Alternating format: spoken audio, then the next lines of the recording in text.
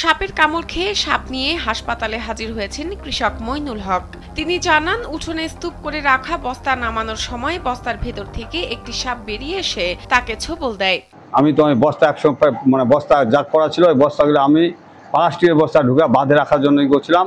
ওই থাবাং করে আমার সামনে আর কি উপরে উঠাই, ওই থাবাঙ্গ পড়ে যায়, বস্তাটাকে বাইর হয়ে পড়ে যাওয়ার পর ওই আমার আঙুলটাতে ঠর দেয়। কামড় দেওয়ার পর সাপটি একটি বস্তার ভিতর ঢুকে যায়।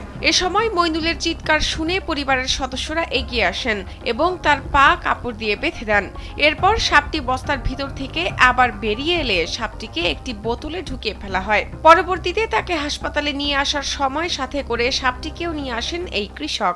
আমি তখন চিল্লাচিল্লি করি, তখন আমার লোকজন আসে, আমার ভাতিজ আসে, ওই ঠ্যাং দুটাতে বাঁধে দেয়, কাপড় দিয়ে বাঁধে দেওয়ার পর লোকজন আসার পর ওই সাপটা বাইর করার পর ওই বোতলের মুখটা খুলে দিয়ে ওই বোতলটা ঢুকে দেয়। শনিবার সকালে ঠাকুরগাঁওয়ের বালিয়াডাঙ্গি উপজেলার চারল ইউনিয়নের খালিপুর গ্রামে এ ঘটনা ঘটে। কৃষক মইনুলের পরিবারের সদস্যরা তাকে ঠাকুরগাঁও 250 শয্যা বিশিষ্ট জেনারেল হাসপাতালে নিয়ে যান। হাসপাতালে আনার পরে চিকিৎসকেরা তাকে অ্যান্টিভেনম দেন। চিকিৎসা শেষে বর্তমানে তিনি সুস্থ রয়েছেন। দেওয়ার পর এখানে আসে ভর্তি হওয়ার পর তারপরে এখানে ওই স্যালাইন দেয়, 3টা ইঞ্জেকশন দিল, আর এখানে বাঁধে দিল, আবার দেখেনে আবার তো চিকিৎসা করে বা এখন সুস্থ আছে আর কি, বীজ ব্যথা এখন নাই। ঠাকুরগাঁও জেলার ভৌগোলিক অবস্থানের কারণে বর্ষাকালে সাপের প্রাদুর্ভাব বেড়ে যায় বলে জানান স্থানীয়রা।